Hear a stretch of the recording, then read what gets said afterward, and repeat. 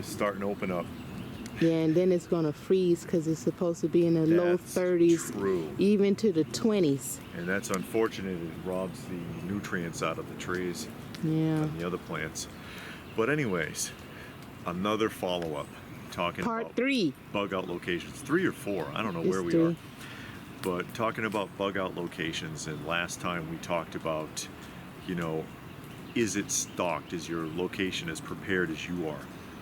And today what we're focusing on is, what do you do when the time comes that you feel like you need to go to your bug out location, your BOL. Oh, that's what it's called? I my guess gosh. I've heard people call it that, the BOL, because you know we live in the acronym. Yeah, acronym era, Ugh. apparently, thanks to text messaging. Yeah. But you get there and it's compromised. You finally make it, however you had to go. Whether you drove there, whether you ended up walking there for 3 months, or whatever you had to do to get there, and something's wrong. Something is wrong. What are you going to do? You get there and the place has been broken into and all your supplies are gone. What is your backup plan for that? Because that is, and we alluded to that in the previous video, cabins are frequently broken into. They are frequently broken into, sometimes by hikers who just want to find a place to stay for a couple of days. That's pretty common. Then they'll break in, they'll bust your door, and then they'll sleep in your bed, you know, Goldilocks, and the 3 bears there, and eat a can of beans and go. You know, that's not so bad. It could be worse. And other times there are people that are looking to profiteer off of a cabin that's probably not frequented very often, because if you have a cabin, odds are you're not going there very often. You don't go there all the time. You're lucky if you can get there once a month just to check on it. In most cases, some people don't see their cabin but once or twice a year. And they break in there and it's got some kind of supplies, especially if it's good stuff. You know, you got cases of MREs, you might have a couple of guns stashed or whatever you got going on there, and they're like, hey, yeah, a pawn shop, and they'll clean you out. And I've heard of that happening quite frequently.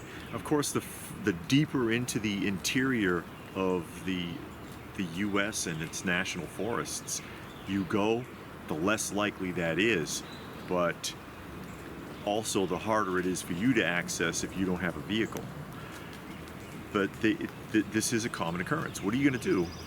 Are you prepared for that? And one of the suggestions we made actually in the last video was that you have a cache buried around the cabin somewhere, or dig out a root cellar or a bunker that can be disguised so that you can keep all your supplies there, and that way if they break in the cabin they don't find anything. Or you can make a decoy pantry with just some random, you know, creamed corn or something you don't care about. Beets. Lots of beets. Wax beans. Yeah, wax beans. French cut green beans. Ugh. Yeah. Cream of mushroom. Something like that. Something that nobody wants anyways. But they'll take it if they're desperate enough. Have something planted. A lot of people, they put caches along the way, if you can remember where they are. Yeah. I'm not too keen on that idea. A lot of people like that, but I've seen caches dug up that were destroyed, ruined, because they weren't as secure as people thought they were, and moisture got in and ruined their guns, ruined their ammunition, ruined their food. Or they can't remember where the hell it is. A lot of times I see videos where people are using GPS to mark their cache locations, and I'm like, you do realize that in that kind of situation, either whether it was an EMP or whether something else is going on, odds are your phone's not going to be working. You're not going to be using GPS to find anything, okay? And there's not that many people that can really identify locations from memory. You know, there's people that can do it, not as many as you would think. So I'm not too keen on that myself. The other issue, a little close, isn't he? Yeah. Can't even see him because of the cloud cover. Yeah, I know. faster than normal. Anyway. But anyway, yeah. The other thing is, what happens when you get to your bug out location and whoever compromised it is still there? Yeah, they done moved in. They Squatters. moved in. They figured, yeah, squatters. They figured, oh well, all hell broke loose. It's the end of the world. I know where a cabin is because I saw one once when I was out hunting or something like that. And they decided to move in, and you get there, and it's like, well, shit, this is my cabin. What are you going to do? Do you have, as Mick Foley used to put it, the testicular fortitude to handle that situation? This is something a lot of people don't like to think about. You got some stranger in there. Are you going to rout him? Are you going to get him out? Are you going to ambush him? If he's there with a family, are you going to put little kids out in the street or out in the woods, as the case may be? And how far are you willing to take that? Because keep in mind, the human animal, they like revenge. So you put someone out, hey, this is my cabin, get the hell out of here, and they take off. They might come back in a week with a can of gas. It's the truth. That's how, you know how ruthless people can be. Mm-hmm. I'm gonna fix that son of a bitch putting me out of his cabin. Are you willing or able to get into a firefight with someone who has broken into your cabin? Are you willing and able to tell a woman and two kids, you gotta go? I don't care where you go, take off. And that sounds really cruel and ruthless, but that could be the situation that you find yourself in, especially since, even though that's a complete stranger, odds are, unlike what you see on television, they'll defend that like they own it. What are you going to do? You need to think about that now and be realistic about it, because it's easy to sit there and say, oh yeah, I'll shoot that son of a bitch, until you're actually in the moment. Everybody talks real big until they have to deal with it. Until they're in the shit, they don't know. And that's just being realistic. How many people have you seen, especially in the military, they get all this training and they get out there, and the first time the bullets start flying, it's, oh shit, what the hell's going on? Because they really weren't ready. You're not ready until you really see it. You're laughing, but...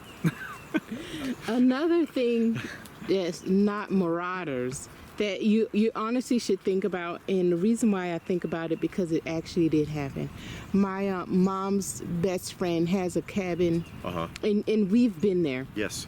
And her husband died. The friend's husband died, and he would go to the cabin monthly and do maintenance. He would stay out there for literally weeks.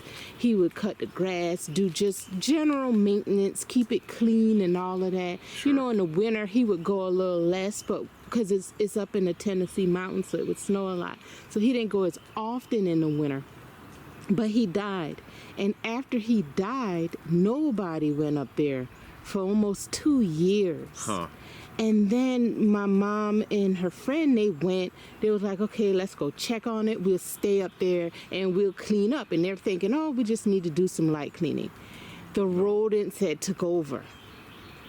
You know, the rats had dug holes in the walls and were living in there. So what I'm saying is also you want to check it out to make sure that you don't have rodents. You don't want to buy land, buy a cabin, a shed, a trailer, or whatever, and then get it all nice the way you want it, and then not see it for 3 years. And then the bombs start falling. You get there, and you don't have a family of human beings. You got a family of raccoons.